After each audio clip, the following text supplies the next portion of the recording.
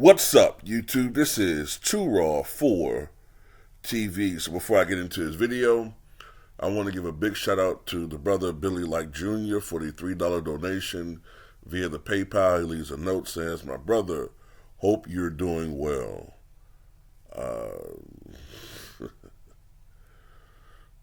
I'm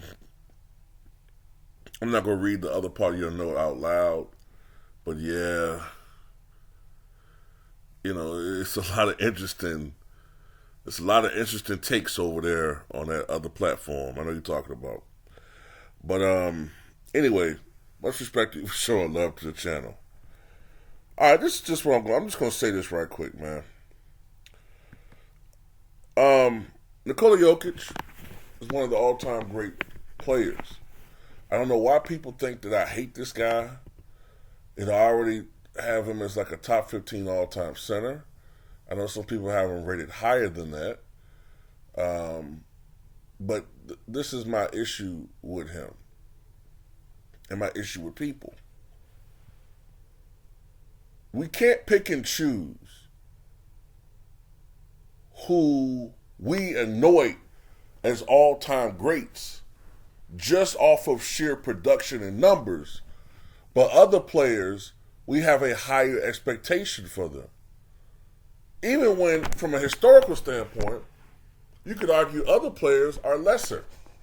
For instance, Russell Westbrook, and yes, I'm going to always go to Russell Westbrook,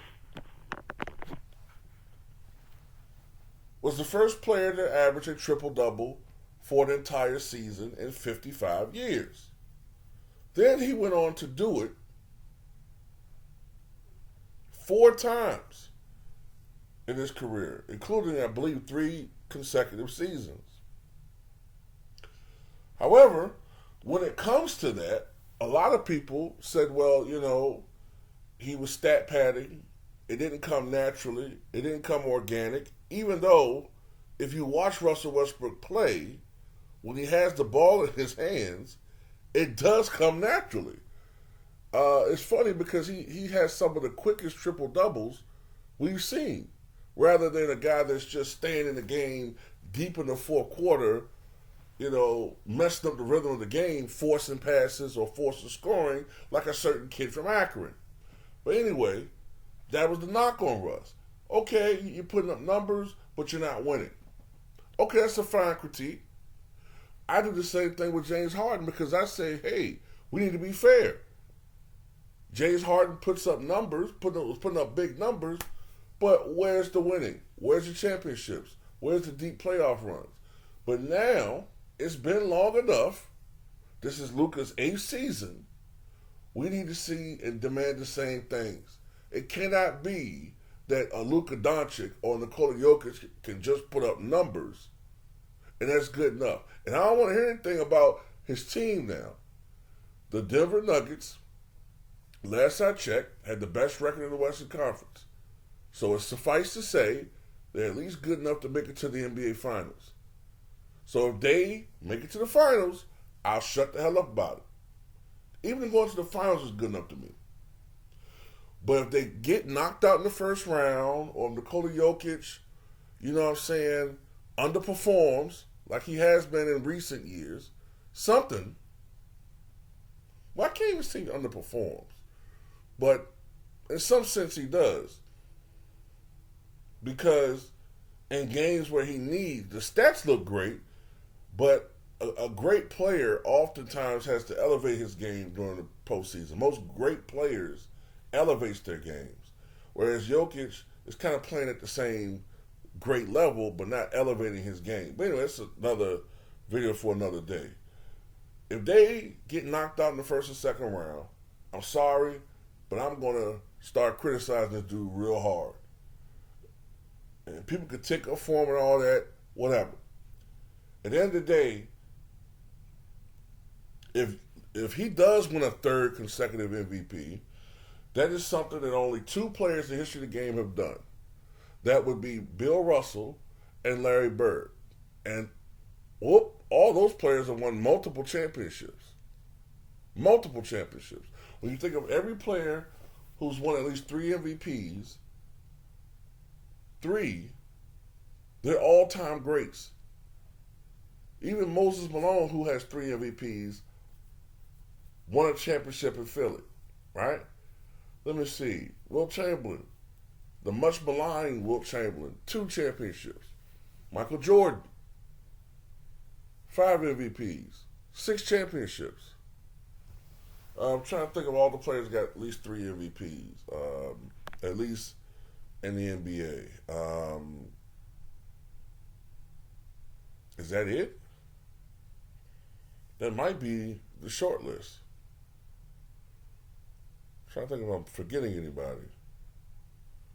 Oh, LeBron James. LeBron, 4 championships, right? So off the top of my head, I think that's all the players that have at least three MVPs. So how would it look with Jokic with 3 MVPs and not only no championships, but no finals appearances? But we get on Steve Nash for having 2 MVPs and never being in the finals. No, we can't do that. We can't give people passes. No. No. Now, I know some people may not feel comfortable going after Nikola Jokic. I don't give a fuck.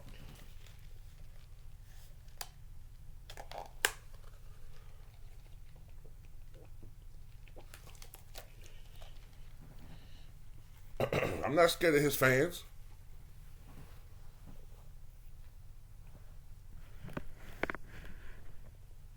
So, yeah, at the end of the day, dude got to start winning, man.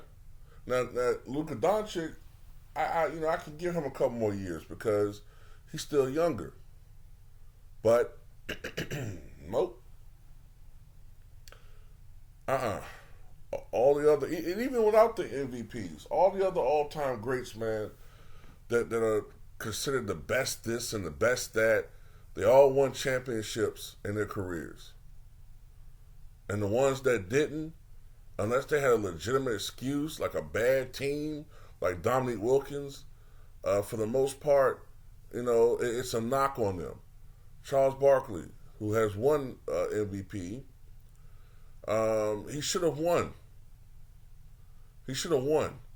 Dominique, not Dominique Wilkins, not him. Karl Malone. You could argue that the '98 Jazz, they were the better team, but Michael Jordan prevented them from winning that title. But yeah, other than that, man, that's my only knock on him. That's my only knock, is that with some guys, it's enough to put up numbers, and other players who arguably are lesser, the demand on them is greater. Look at Giannis. Giannis already has won a championship. And some people tell you that's not enough. He needs to win another one. So that's all I got to say about that. Tell me what you guys think.